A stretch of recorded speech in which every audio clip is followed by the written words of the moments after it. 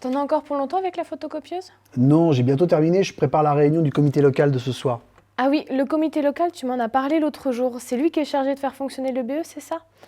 Tu m'as dit l'autre jour qu'il recevait les chômeurs de longue durée. C'est lui qui les embauche alors? Non, non, le comité local et le BE sont deux structures bien différentes. Le BE est une entreprise comme les autres. Elle est créée en tant qu'association ou société coopérative totalement indépendante du comité local. Son rôle est d'embaucher les chômeurs de longue durée et de réaliser les prestations ou productions non pourvues sur le territoire qui ont été identifiées. Pour cela, elle possède un conseil d'administration propre, une équipe de direction et tous les services classiques d'une entreprise.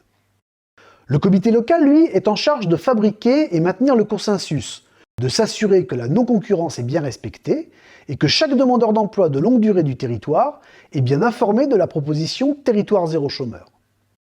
Il faut enfin construire et veiller au bon fonctionnement des partenariats locaux, notamment avec les entreprises. Le consensus, c'est primordial. Ah ok, c'est plus clair. Et du coup, l'argent gagné par le BE, à quoi sert-il? Tu veux parler de ce que rapporte l'activité de l'EBE? Oui, c'est bien ça. Tu m'as bien dit que tous les salaires étaient subventionnés, non? Pas exactement. 70% des salaires des chômeurs de longue durée embauchés par le BE sont couverts par le transfert du coût de l'inactivité. Il faut donc que le BE trouve les 30% qui manquent. Par ailleurs, les salaires des personnes qui n'étaient pas chômeurs de longue durée, la direction, certaines fonctions support par exemple, sont intégralement payés par le BE, uniquement grâce à la vente de sa production et de ses prestations. Il reste, comme pour n'importe quelle entreprise, les charges, l'investissement, le fonctionnement quotidien à payer. Et ce n'est pas rien. Il faut donc que le BE soit en permanence à la recherche de nouvelles activités pour développer celles déjà en place et pour consolider son chiffre d'affaires. Encore une fois, le BE, c'est une entreprise. Et tout ce que tu m'expliques là, c'est encadré comment? Je suppose que chaque territoire ne décide pas de tout, si? Oui et non. Territoire zéro chômeur est, comme son nom l'indique, un projet de territoire avec ses spécificités, ses besoins, ses moyens.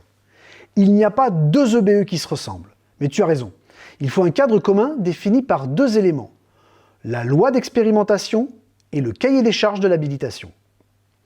La loi définit clairement le cadre légal d'existence de l'expérimentation, le processus de financement et fixe les engagements, les partenariats et les moyens de contrôle au niveau national. C'est grâce à elle que de nouveaux territoires peuvent développer le projet. Le cahier des charges définit, lui, le cadre technique opérationnel du projet.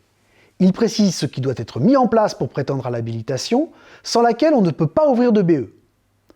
En respectant ce cadre, chaque comité local développe l'expérimentation en fonction des réalités et des besoins de son territoire.